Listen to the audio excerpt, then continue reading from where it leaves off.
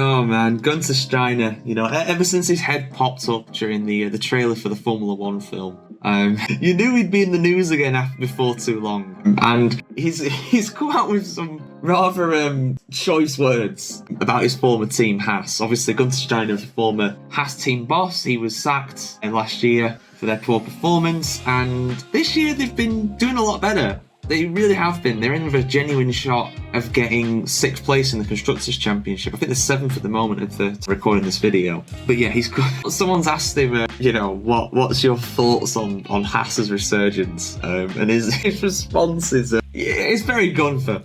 It's very Guenther. I'll just read the article. I think that's the best way to do it. There's an article over on F1Chronicle.com. Do check it out if you're not already, of course. Link should be in the description to it. But yeah, I'll just read the article out. So, Steiner has played down the big step forward made by the Haas team in 2024.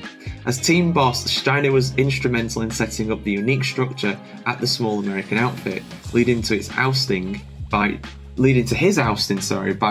owner Gene Haas at the end of last year. The two sides are now squabbling in the legal system, just as Haas makes a huge step forward for 2025, with Steiner's successor Ayo Komatsu at the helm. I think that's meant to say start for 2024, but yeah. So basically, as far as I'm aware, Steiner is trying to sue Haas over wrongful dismissal, which I don't know how he's going to try and do that, because they were literally rock bottom in the championship last year.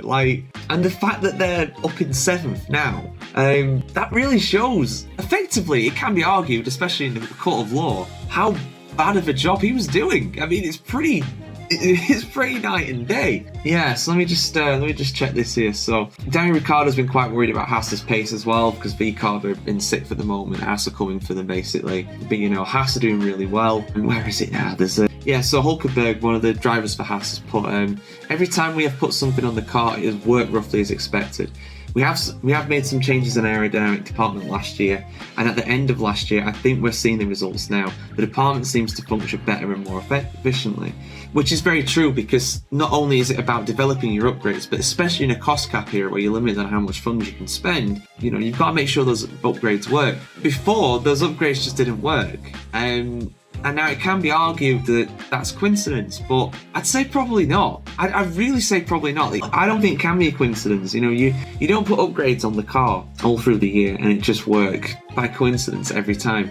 Whereas before it didn't work every time because of coincidence. I don't believe that. I don't believe it at all. But yeah, this is what Steiner said. The car is quite good this year, but it was built by the people who worked there last year. I'm not pointing at me. I was only part of it. Sure, Guenther. Sure. I give a lot of credit to Simone Resta for that one. We sat down last June and said we have to do something. That was the focus and it worked. So basically, fair enough, I get it. These upgrades take a long time to work and something had to change.